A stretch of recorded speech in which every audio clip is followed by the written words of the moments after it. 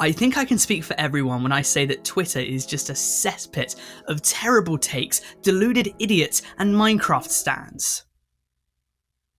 So thank you very much for watching, that's it from me. Okay, that's not related to anything in this video, but I think I can speak for everyone when I say it. In this video, I'll tell you several of the most fascinating, disturbing, and unique stories of why several Twitter users were given bans from perhaps the worst social media app of all time. And if you like this video, or any of my other ones, be sure to follow me on all of my socials, links are in the description. Aside from that, let's get into things. So let's get one out of the way that you might be very aware of because its repercussions are happening as we speak. This is the story of why Jordan Peterson got banned off Twitter. So the origin of this story, I guess, can go all the way back to Elliot Page, formerly known as Ellen Page, the high-profile actor who publicly came out as transgender in December 2020. Since then, he's come under criticism from various right-leaning social media personalities, one of them being Jordan Peterson, who one day tweeted out, "Remember when pride was a sin? Ellen Page just got her breast removed by a criminal physician." And Twitter deemed this to be breaching its code of conduct, specifically its rule on hateful content, stating that Peterson's Twitter would remain suspended until he apologised, to which Peterson firmly replied he would never do such a thing. For this reason, Peterson is expected to be indefinitely suspended, which may have had adverse effects from what Twitter would have intended because Peterson has since joined Daily Wire Plus. It just so happens that he joined on the same day that he got indefinitely suspended. He's declared Twitter as an enemy and uploaded a video to his channel in which he said this. "Up yours, woke moralists. We'll see who cancels who." The video has performed immensely well for his channel, garnering over 3 million views and counting, and the entire drama was broadcast all over the news, with many taking Page's side, saying that Peterson had no right to say the things that he did, and what Page was doing did not affect him. Others, on the other hand, argued that Peterson was simply exercising his right to free speech. But nonetheless, this rift between Peterson and Twitter is the most recent major banning incident. But it won't be the last, neither in real life nor in this video, because I have yet another story to tell you guys. So our next story takes place going on a decade ago, so many of the people that are watching this video will not remember it in the slightest. But in February 2013, Twitter actually banned Burger King off the site, and it wasn't for the reason you would think. That reason clearly being that their burgers are shite. It wasn't that, it was actually a decent and logical reason. So the reason behind their banning was that Burger King had actually been hacked, and I guess the hacker thought themselves as a bit of a comedian because they changed their profile picture to the McDonald's logo, as well as their background to a photo of Fish McBites. Though not everything that the hacker did was perhaps as in jest as this, because the hacker started tweeting out racial slurs and various other slurs, as well as making reference to drugs. The account also tweeted that the company had been sold to rival chain McDonald's, going on to post the message, "If I find you at Wendy's, we fighting." McDonald's tweeted out in defense of Burger King, and the tweet stopped after about an hour or so. So the golden question is why? And if you're a European around my age or perhaps a little bit older, allow me to unlock a memory that you might not have thought about for years now, and it takes place in very early 2013. Because this was the year of the horse meat scandal. So if you haven't heard of this before, at the very start of 2013, numerous companies, notably Tesco, Iceland and Burger King, were found to be selling burgers made out of horse meat. They had been buying their beef from ABP Food Group, and long story short, traces of horse meat were found in their products. Sometimes these cuts of meat were upwards of 100% horse, so it's likely that the hacker was unhappy that they had unknowingly eaten a horse and decided to act a few weeks later. In the end though, Twitter was able to unban their account after resolving the issue and everything went back to normal. So I'll keep this next one brief because of its content, but I also want to make sure that I provide sufficient context so I don't get demonetized. But whilst we're on the topic of 2013, I might as well mention that that was the year that terrorist group Al-Qaeda decided to take to Twitter to spread their message. Yes, this is a thing that actually happened. It used the username @Shomokhalislam, and let's just say it didn't last very long, because after just 5 days and 29 tweets, Twitter got a word that they were trying to use their platform to spread their evil message, and they were instantly kicked off. Perhaps the scariest part of all of this was that they were tweeting out in English, so they might have been trying to radicalize Westerners, or at the very least, English speakers. The account gained over 1,500 followers in 24 hours, including several high-profile digital jihadists, and so I hope when it was shut down, Twitter took note of who was following it. But nonetheless, because the ordeal was over as quickly as it started, it's been difficult to see any messages that they sent out. And it's probably for the best that I myself, or even you guys, don't. So let's just leave it at that and move on. And whilst we're on the topic of this kind of stuff, I'm going to have to talk about Pewdiepie, and I'm going to have to talk about it very gingerly again because I don't want to get shafted by YouTube. But if you don't know this already, or if you forgot, you might be surprised to find out that in September of 2016, it was reported that Pewdiepie was banned from Twitter. The reason? So he didn't like the entire rigmarole surrounding verification on Twitter, and so he unverified himself. Shortly after this, he tweeted that himself and Jacksepticeye had joined ISIS, which was why they were unverified. Septiceye replied that he had actually joined the Nazis, not ISIS, but let's just say that despite how obvious this was that it was a joke, some people genuinely believed it. Twitter, on the other hand, did not like it, not one bit, so they decided to temporarily ban Pewdiepie. This is why, if you look him up on Twitter, you'll see that he does not actually have the glorious blue checkmark. You'll also see that he's given up on Twitter and only has a Pewdiepie account so that no one else can take it. Regardless, this joke went viral, everyone lost their shit, and it was all explained in a Pewds video on the situation titled Why I Got Unverified, which has taken in over 13 million views. I mean, this entire sequence of events highlighted the stupidity of Twitter from start to finish, and I can understand why he gave up on his account. Nonetheless, let's move on to our next story. So this one is gonna sound really weird, but I promise you it's true. So Twitter was created by Jack Dorsey, Noah Glass, Biz Stone, and Evan Williams back in 2006. And for the longest time, the first of these men, Jack Dorsey, was the CEO. Until very recently, actually. But did you know that in November 2016, Jack Dorsey was actually banned from the site? I'm not making this up. This is actually true. In the run-up, as well as just after the 2016 elections, there was a wake of extremist content being uploaded to Twitter. And so Twitter wanted to do a crackdown on the accounts and content being uploaded. Something must have got mixed up though, because it actually suspended its very own CEO's account. If you looked him up, you would not be able to view anything that he had tweeted. Now, Twitter said that this was merely an internal error, but this would be like if Facebook banned the Zuck, or if YouTube got rid of Susan.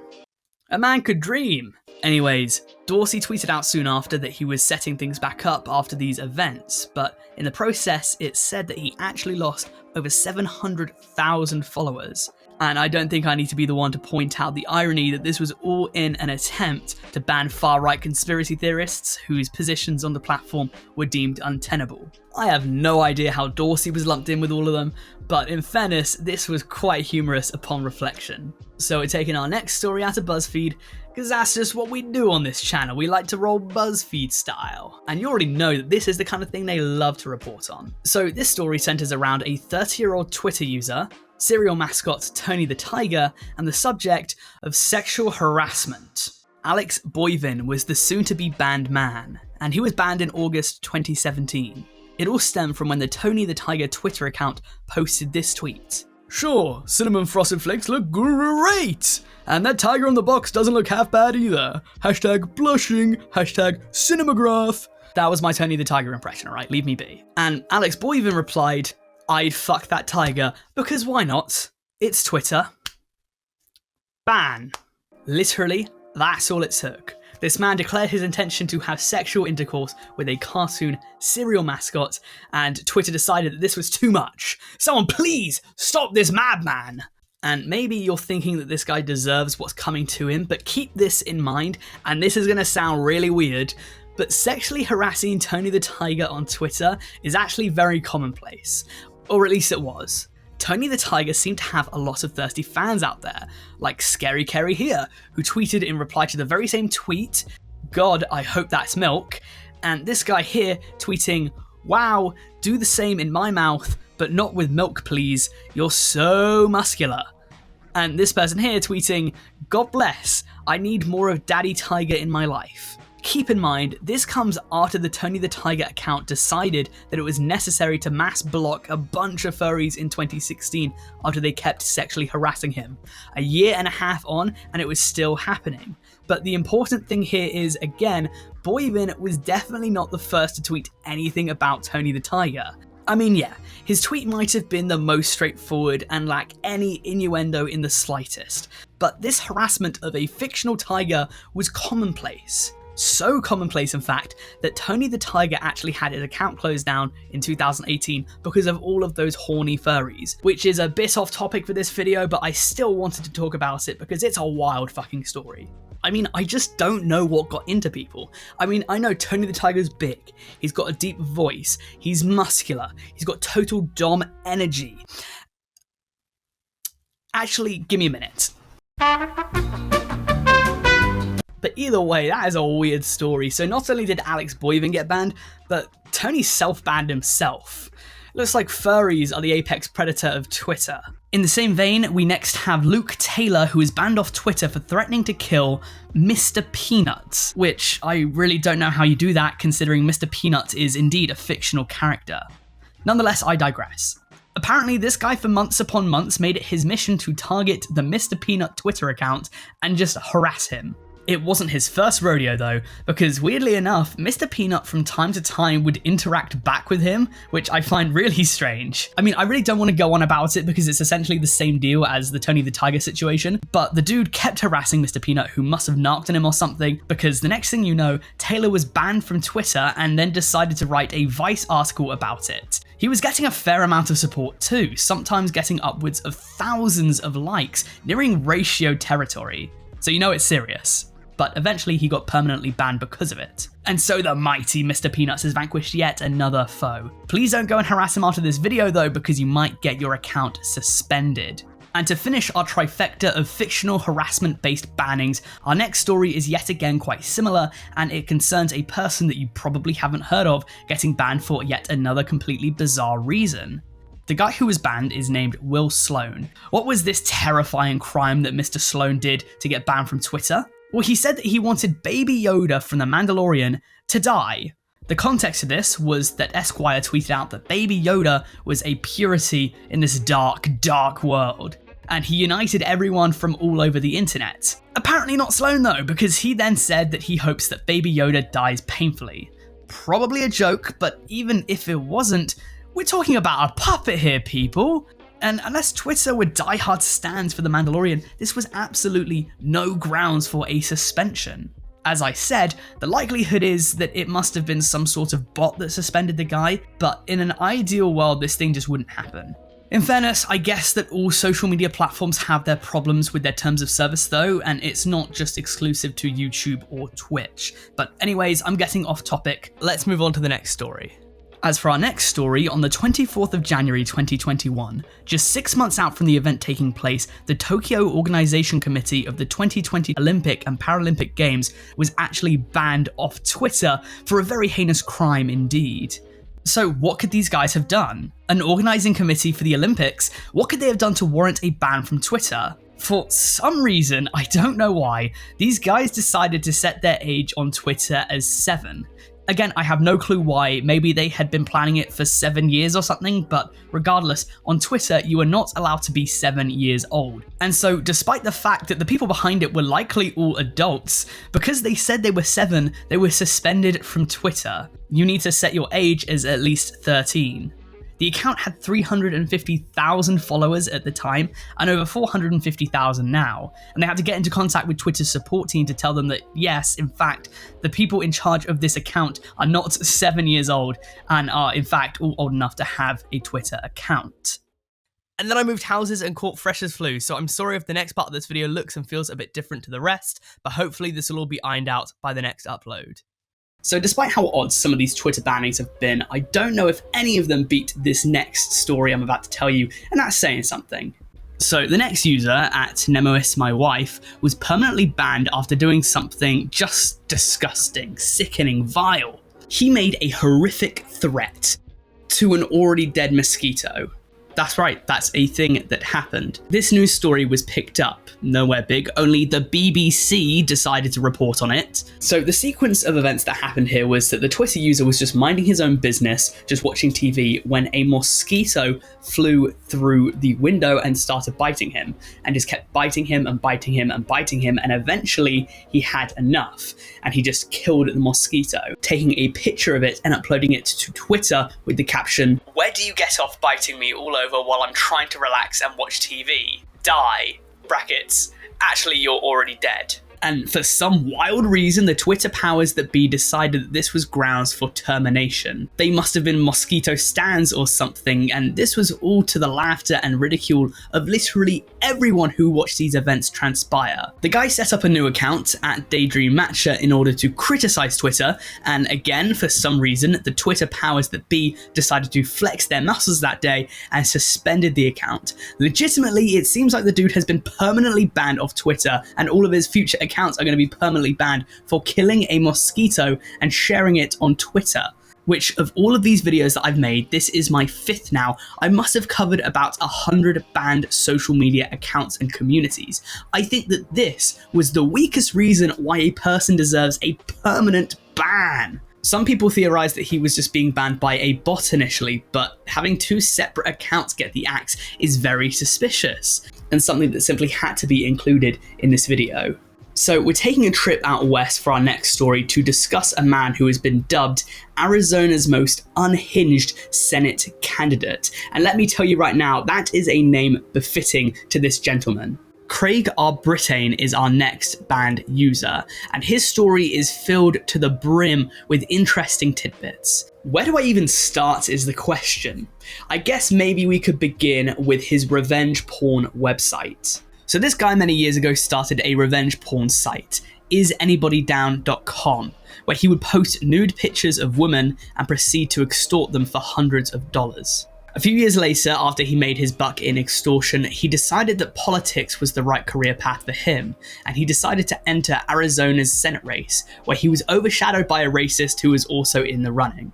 So that's a bit of background to his character, but the big event and the reason why he was included in this video was that in March 2018, he decided to make reference to the fact that he thought that the survivors of the Stoneman Douglas High School shooting were being paid by gun control groups. Twitter found this conspiracy theory to be grounds for termination, and that would have been that if Craig over here didn't find this to be against the law, I guess. So he told Twitter to saddle up, because he was going to take them to court and sue them. The case was eventually thrown out of court for being frivolous, and as of recent, he's been posting on Facebook about how he's very glad that Elon Musk is going to buy Twitter because he hopes to get his account reinstated. So who knows, maybe one day we'll see this dude back on Twitter again. God, I hope not. So I've spoken about politics a little bit more in these videos than I ever generally like to do because they make my comment section an absolute nightmare. But I'm going to have to talk about it once again right here, and I hope that we can all band together to say that this was taken too far. Steve Bannon served as the White House's chief strategist during the first 7 months of the administration of former US President Donald Trump. That is what he might be best known for. Well, either that or the fact that in 2020, Bannon began a podcast called War Room, which would have been completely fine, whatever, if he didn't say some absolutely egregious things on there. He absolutely despised Dr. Fauci and FBI Director Christopher Wray, and on his podcast he said that he would like to behead the two of them and go on to graphically describe what he'd do with their detached heads, saying that he'd like to put them on pikes outside the White House and use them as warnings to bureaucrats who dared oppose Trump. What kind of Walking Dead shit did this guy just fantasize about? After those comments, he was basically blacklisted from all social media, YouTube, Facebook, Twitter included. I mean, what did he think was actually going to happen? Insane, stupid, irrelevant. And also breaking news, as of a few days ago, he surrendered himself to authorities and might even spend time in jail. after a 6-count indictment charged Bannon with money laundering, conspiracy, and scheming to defraud for his alleged role in We Build a Wall, a group that raised at least $15 million to construct a barrier along the border with Mexico, but skimmed the donations. And so even if he didn't get banned, he wouldn't have been able to use the social media very soon, because as we all know, there is no Twitter in the clink. So along the same lines now, we have the Federalist, which is a USA-based conservative website. They provide various news stories from a conservative perspective, which you will like if you lean that way or not like if you lean the other way. There wouldn't have been too much wrong with what they had to say until one day in March 2020, they did something that would get them temporarily banned to the dismay of their over 300,000 followers. As I said, this was in late March 2020 when people were most afraid of the coronavirus and what it could do. The Federalists, though, thought that COVID was nothing more than a bad flu and took the approach that if we all caught it soon, we would soon achieve herd immunity. And for that reason, they suggested that we all do a similar thing that we do with chickenpox and have pox parties for people with COVID. Which, for those of you who don't know, when a child develops chickenpox, a lot of the time parents will allow them to have a party and gather all of the kids in the neighbourhood so that they can all catch it together, and apparently this prevents shingles later in life, which is a bit more dangerous than chickenpox. Now, the problem with this was that while chickenpox, especially when you're young, is harmless, if you're going out there intentionally exposing yourself to COVID, especially its first strain, it could have been very dangerous. Well, Twitter thought this at least, so they enacted a temporary ban on the Federalist so that this message could no longer be spread. It was eventually lifted, and today the Federalist sits at 350,000 followers. Yet another high-profile Twitter banning, and one that actually led Twitter to being banned in a country, was the termination of the Nigerian president's account. This is actually true. Twitter was banned in Nigeria for about a year and a half between the 5th of June 2021 and the 13th of January 2022, all because they banned the account of the Nigerian president Muhammadu Buhari. So why did they do it? Well, Mr. Buhari was tweeting in reference to Nigeria's civil war, which occurred between 1967 and 1970. The tweet read, "Many of those misbehaving today are too young to be aware of the destruction and loss of lives that occurred during the Nigerian civil war. Those of us in the fields for 30 months who went through the war will treat them in the language they understand." And a Twitter spokesperson said this post was, "In violation of the Twitter rules, the account owner will be required to delete the violative tweet and spend 12 hours with their account in read-only mode." Many people were angry on social media over the tone of language used by the president, thinking that it was too forceful. And in reflection, this may have been the reasoning behind the ban. Now, to say that I know anything about the Nigerian civil war apart from the utmost basics would be lying. I have no clue about the socio-political state of Nigeria, past or present.